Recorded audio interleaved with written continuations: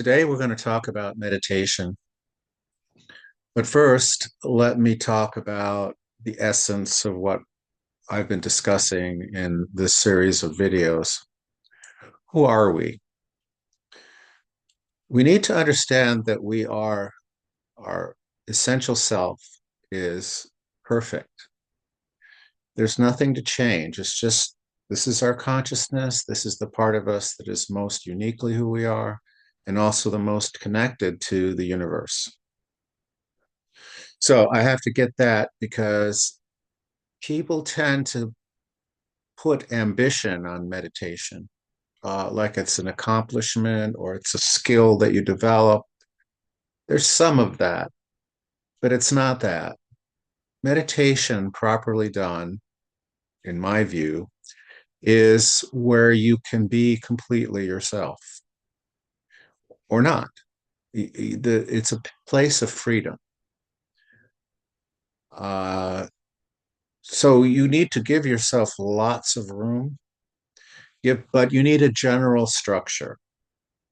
Just as I've said in spirituality, you need a conceptual framework to frame your vision of the universe or whatever, the world, so that you can be comfortable in that and you don't have to stop questioning what's the meaning of life, what is this, what is that. Just have that structure with you. So, in the same sense, meditation needs some structure, and you can decide what that is. But there are general rules that I believe are important. First of all, you need a place for it. This room actually is where I meditate, although I don't meditate in this direction. I meditate that way, and I have an altar. I have a number of different things that I've got some old things from my I've got something from my grandparents, something I picked up here and there, like a feather or whatever. I have a statue of the Virgin. I have a statue of two statues of Buddha. I have crosses, odds and ends, crystals, just things that were important to me. And it doesn't matter what those things are. It's just things that you have some importance. You place some importance. That's it. But it has to be something that you have an aspiration towards, that you believe is important to focus on for you, but it's meaningful for you. Some people put saints and gods or goddesses or whatever. It can be anything. For me, because I've been exposed to different spiritual traditions over many decades and have followed many of them, I have a big variety, and I see everything on there is connecting to my life somehow. But it can be very simple. It can just be one thing. Then I have candles, uh, and I burn incense, and then I burn Palo Santo, which is this here piece of wood that you burn, and I bless myself up and down my chakras, and that's it. And it's what I do. It doesn't mean that's what you do. I'm just giving an example of what you can do, and you can look it up, whatever you feel is appropriate for you. As long as there's a place and a little altar that you can go to that is safe, that you feel good in, and that you can do your meditation in. Now, my form of meditation is sitting meditation, and it's sometimes called, in some ways, it's called insight meditation, and you can look that up.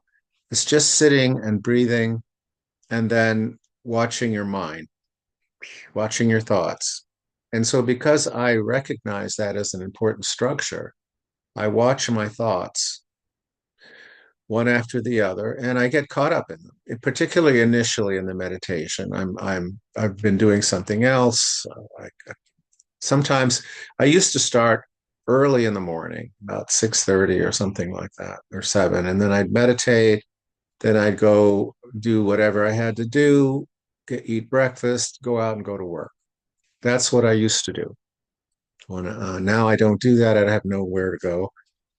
So I can meditate at any time, but generally I meditate in the morning and I advise meditating in the morning. Not doesn't have to be early, doesn't have to be any time, but just for me it's a regular time, usually around 9, 9:30, 10 at the latest, the very latest. Sometimes earlier, 8:30, 8. So it just depends on that day, the rhythm of that day, when I wake up. I have other things I have to do when I wake up. So whatever is fine. Now, what I do is I watch my thoughts. I sit in an upright position on a little cushion. I use a cushion that's used in Buddhism, Zen Buddhism specifically. And I sit on that, so I'm slightly elevated, and then I go into a half lotus position. The the spine needs to be erect. One description of meditation, like you can't be slumping. And if you can't do that, sit in a chair. Just make sure you don't slump. That's really all the rules I think you need to keep in mind. Just don't slump. Don't go back like that either, but just straight, nice and relaxed. Don't strain. And whatever position works for you like that, your hands can be in a mudra. There's different mudras that I've used. It's not important. You can look up mudras if you want to do mudras with your hands. That's fine. At the moment, I don't do mudras except on occasion, and that's whatever. So that's it. That's all you have to do. And so I've spent a lot of time with people demystifying meditation because they think, oh, they have to be relaxed. And if they're not relaxed, they failed. So this has nothing to do with meditation. You're not in a competition. It's you just sit and you watch what happens. Now, if you're very noisy and constant thoughts, obsessive thoughts going on, well, guess what? Then you know that's what's going on with you because meditation allows you to go a little deeper into yourself and to find out just what you are about. What are your thoughts? Oh, this is what I think about. Oh, I've got to do this. And then after I meditate, I've got to do that. Da, da, da. That's part of it too. I have that experience all the time. So it's not, I've been meditating since the early 70s. And in terms of like just having a calm, pure mind all the time, no, I don't. I'm human, but I give myself room to have my thoughts. And then usually, sometimes more than other times, I reach calmness and even breath. And so let's look at the breath. The breath is always in the beginning for beginners, particularly people who are not really don't have much experience, is to breathe in through the nose and out through the mouth in even, calm breaths. Some techniques, and I've practiced that, as you breathe in, say the count of 5, and you hold for a count of 3, then you breathe out, count of 5, and then so on. But you don't have to do that, just as long as you're breathing evenly for 5 to 10 breaths in the beginning of your meditation. After you've lit your candle, done your incense and whatever, you're ready to go. You sit and you start your meditation. Then you just breathe in and out through the nose. That's it. It's all, just remember in and out through the nose with your mouth closed, unless you're sick. And then I don't recommend, if you have a cold or fever or anything like that, don't meditate. That's not a good idea. But if you're normal, in your normal state of health, just meditate every morning. And if you miss it, you miss it. Don't worry about it. The thing is that people get anxious about everything, including meditation, which is a time for you not to be anxious, but to you feel the freedom of allowing your mind just to take off if it wants to take off, or to just calm down and be in the moment. You need to do whatever you do. The point is, you need to understand that your spiritual uh, technique is to learn about yourself because we live in the West, particularly on very much on the surface. And so we need to find ways to get deeper into who we are. One way is meditation without anxiety, without being a competition, without ambition. Just sit. Take 20 minutes. I take a little longer. I've taken as long as 40 minutes, but not recently. I go, 25 minutes or so. That's probably about right for me.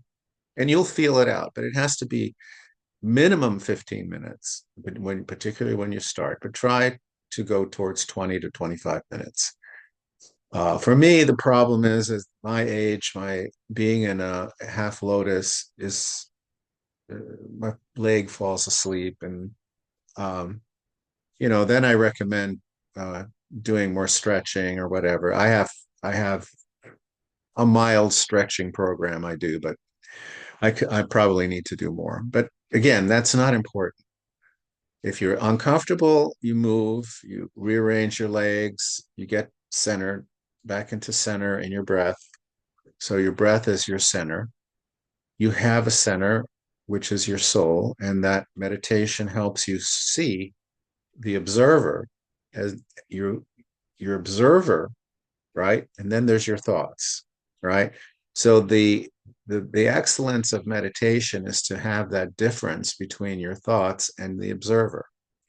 Because thoughts are just thought.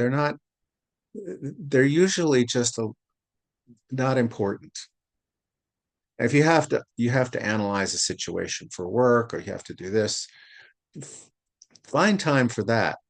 That's another kind of meditation. Meditate on the work you're doing. If you're doing artwork or music or figuring out how to best use your spreadsheet or whatever, that's fine. That's a sort of meditation. And meditation allows you to be more centered in your work.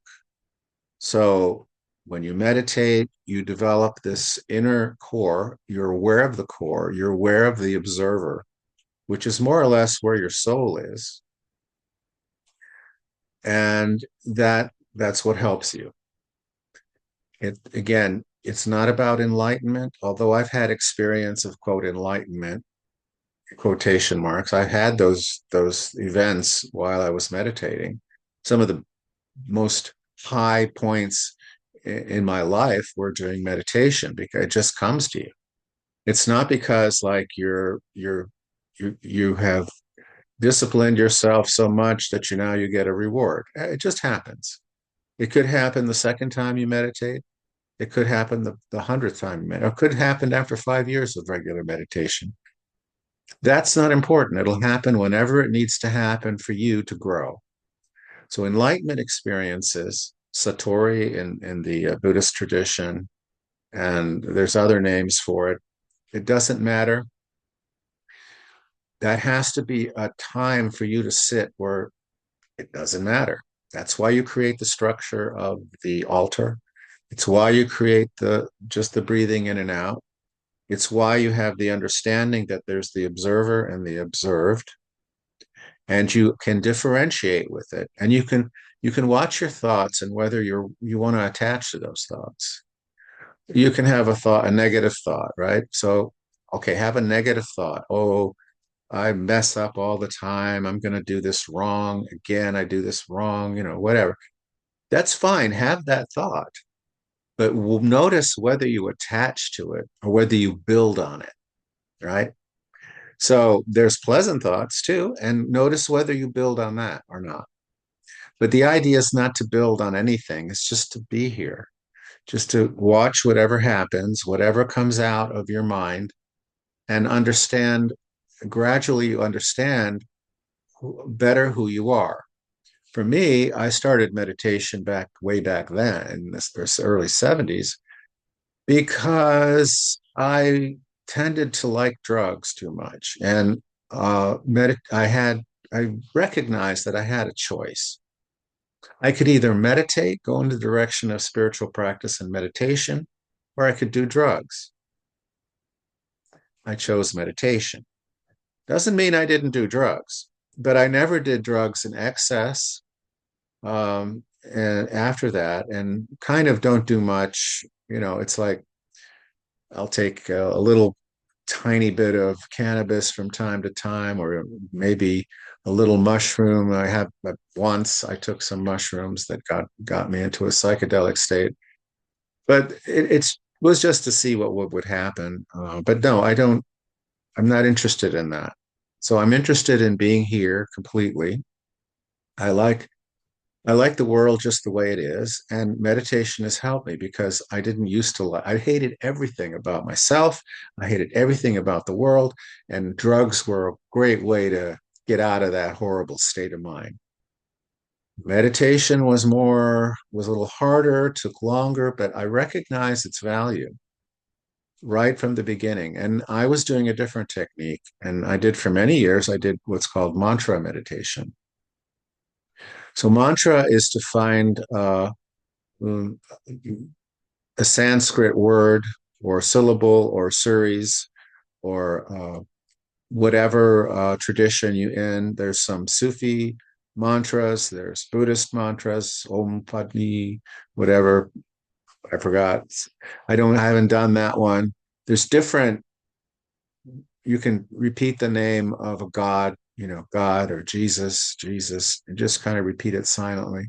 Or you can repeat in traditionally in India, there's a lot of people do Rama, or repeat whatever prayer they can that's available to them, and that's fine. It doesn't matter. As over time, I moved away from mantra or japa. I used to do the little beads uh, over and over again. So on and off, I did it that way.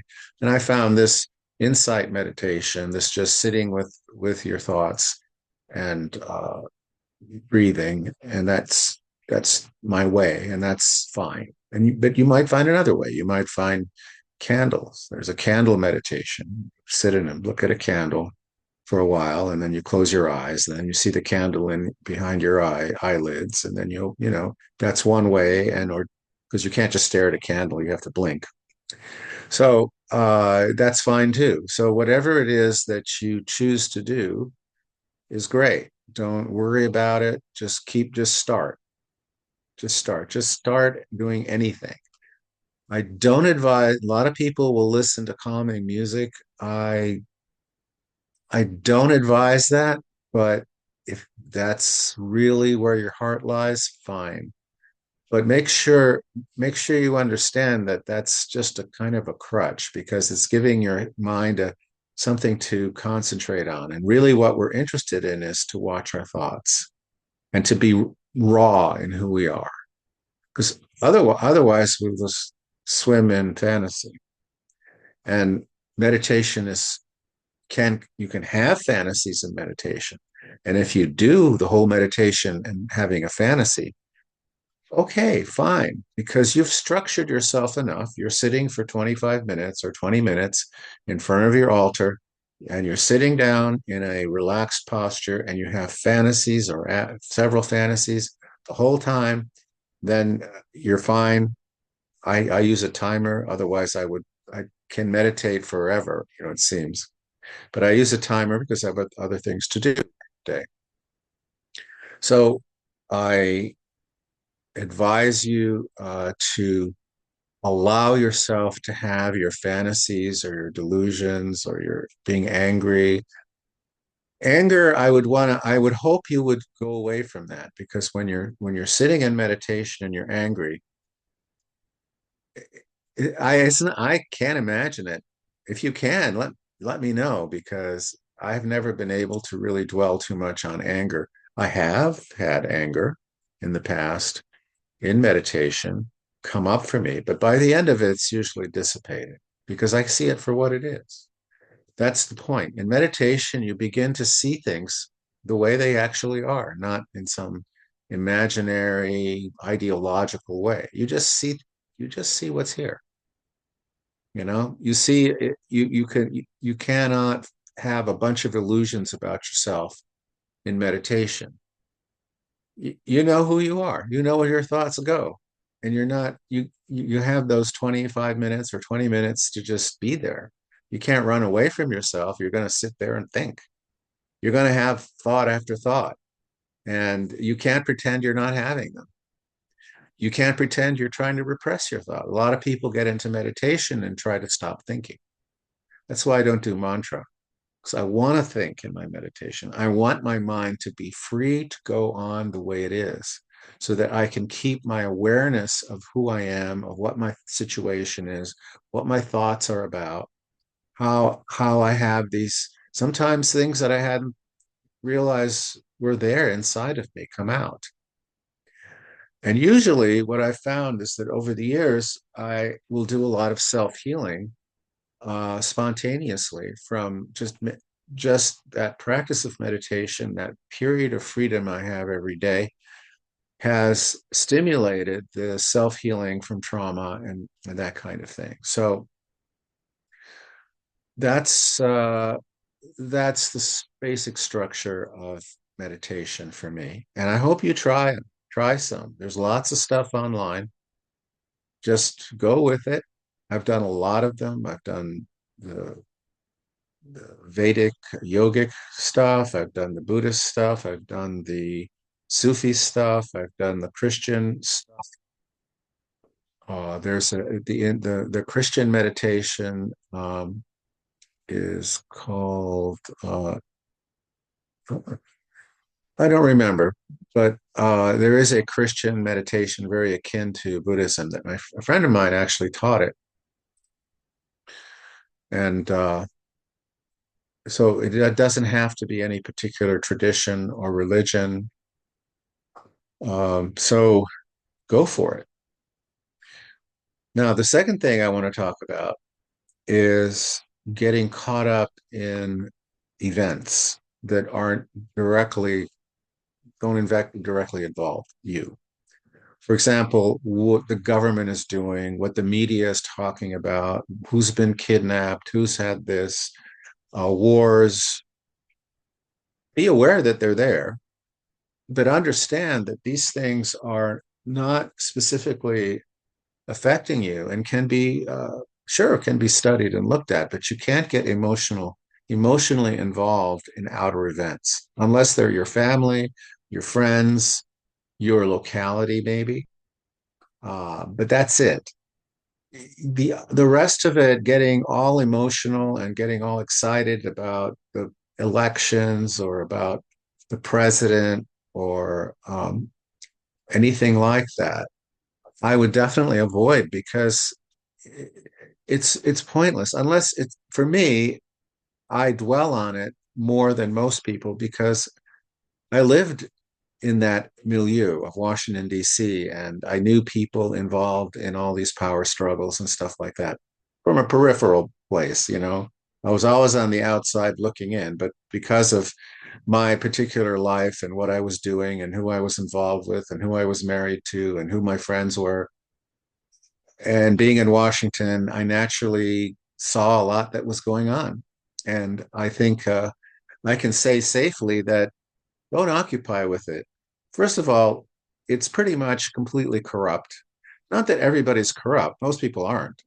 It's just that the people at the top are, and the deals and the this and that. You have no idea at all what's going on. I can assure you. I don't really exactly know. I have a good feeling for it because I've been around it. I've talked to political types. I've talked to people in politics and in elections and who've known the president, who've done whatever, whoever that was. So I have had some insight into it, but I still don't really know what's going on. And don't get depressed about it. It's just the way life is. Don't have these illusions about being a democracy and you elect people who will want to do good for you. No, they don't care about you. They care about their lives, their threats, their bribes. That's the way it operates. The entire Congress is about threats and bribes in many ways. It's not like literally piles of cash given to the congressman or person. It's not that. Just don't concern yourself with it. It's just very complicated. There's a lot of different forces operating at once. You have to just relax about it. What is true, and this is what I want to emphasize, is that your own thoughts, your own sense of calm and centeredness in who you really are actually changes reality. If you're worried about evil in the world, the Epstein files and all that stuff, realize that the best thing you can do is to be a force for good. And by good, I define that as being connected to your spirit, which is connected to the divine source or God. That's it. That is your job, and doing whatever you feel is your mission in life. And you need to kind of be open to that, that you have them. Each one of us has a mission. That's why we have to avoid the societal programming that tells you, well, you need to be this or that occupation, and because you want to make money, forget it. If you're in the wrong place, it doesn't matter how much schooling you have or how much money you make in your profession, you're going to be miserable unless you're really doing your mission. And when you're doing your mission, however it is, and don't label, well, that's not important. No. What is important in life is being centered in who you really are. When you're centered in who you really are, it has an effect on the, what do I call it? The spiritual world will call it. It gives room for other people to get into who they really are. You can be sitting on top of a mountaintop somewhere for 20 years and not meet a single person, and you will have more effect on the way the world works than most people because you'll be centered in who you are. You're just sitting there being totally in the moment, totally who you are, totally connected to the universe. That's magic. And I sometimes say that the solution to our global problems, our social problems, is literally magic. By magic, I mean spiritual centeredness. From that spiritual center, you can do all kinds of things. I've seen it. The last friend teacher I had who passed, oh God, I don't know how many months ago, 6 months ago or something like that, uh, told me, taught me a very important lesson. Because I said, how do you do these magical things that you do? It was a shaman, right? So he learned, I'm not going to get into his whole lineage or anything like that. It's just that he was the real deal. And he was a character. He wasn't like some, you know, far away person. He was a down to earth person who had his quirks and his thing, right? But he could do stuff that most people couldn't even dream of doing. And I asked him, "How do you do that? Just what is it you what is it what's the process? Do I have to do some magic words or whatever?" What I don't know what I thought. And he said, "It's very, very simple, confidence." And I realized that confidence is really another word for faith. And so that's what, when people say, okay, do you have faith? Yeah, that's what it means. Faith in God. And of course, my definition of God is that God is out and in. In the in breath, it's in, and the out breath, it's out. Right? Let's put it that way. So God is real. And his trust in God, his trust in being able to manipulate reality and heal people was his confidence or faith. So that's what you try to develop by being centered in yourself. If you don't have confidence, if you don't have faith in your ability to do things, you're just going to muck it up. You might be able to a little bit of this, a little bit, but you're just going to end up. Your mind's going to go, well, you're not really being, can't really do that. So that mind that's has been unprocessed from whatever trauma you received early on is not going to allow you to do that. But some people are born with the ability to just be totally confident. I wasn't. I've had to come from absolute, almost total lack of confidence. Total one therapist said I had no ego, uh, which in his term wasn't good at all. In my term, I was going wasn't good either because I couldn't handle anything, and I'm still find it difficult to handle anything. But I understand now what that means. So because I didn't have much of an ego, I had to go in a different direction, which is inward. So going inward, I discovered through meditation, through study, through teachers, through whatever the processes I went through, I discovered something very powerful. Now, I'm not interested in the magic tricks that my friend did. And I have healed people, but that's not I know what my mission in life is. And I just go with that. So by being focused in myself, focused on whatever mission in life I have, which I'm gradually more and more understanding, I'm fine. I don't need to be any different. And so that's what I want with you. I want you to be fine in who you are and confident. And going back to meditation, for many people, meditation is definitely a way to begin to see who they really are and what they aren't. So who am I? That centered person, but who that ego stuff that I get involved with. So I've been egotistical as well, but more as a compensation for a lot. Didn't feel very able to do it, so I would puff myself up. That's basically was my game. So don't puff yourself up. Be who you really are, and life will just unfold the way it's meant to, and you'll be much, much happier than you ordinarily will. And as a parting thought, this life is difficult. It's not easy. This is why we're here. We've chosen to be here. We've chosen our difficulties. We've chosen our families. We've chosen who we associate with. We each have a particular fate, if you want to call it that, or destiny. And that's just it. That's what we sign up for. And so we need to appreciate this life. So good luck, and I hope you meditate. Bye.